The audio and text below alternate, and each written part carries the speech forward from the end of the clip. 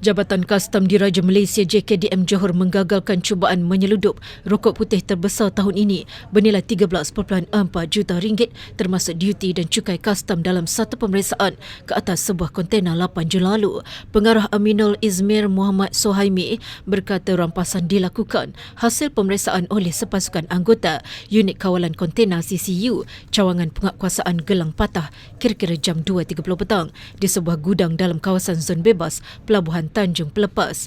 Beliau berkata pemeriksaan ke atas sebuah kontena berukuran 12.2 meter itu dijalankan hasil maklumat risikan daripada cawangan risikan Zon Selatan dengan kerjasama wakil syarikat penghantaran. Semakan awal mendapati kontena tersebut diikrarkan melalui borang kastam nombor 6 Manifest Transshipment sebagai membawa dagangan photovoltaic system components.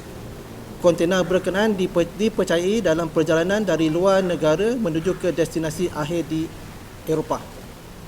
Hasil pemeriksaan lanjut mendapati jumlah rokok putih yang disita adalah sebanyak 12 juta batang dengan anggaran nilai berjumlah ringgit Malaysia 4.8 juta.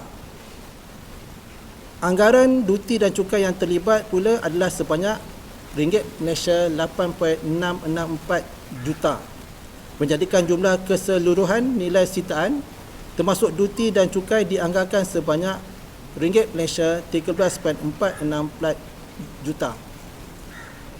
Ujarnya pada sidang media di Menara Kastam Johor Bahru pada 29 Jun.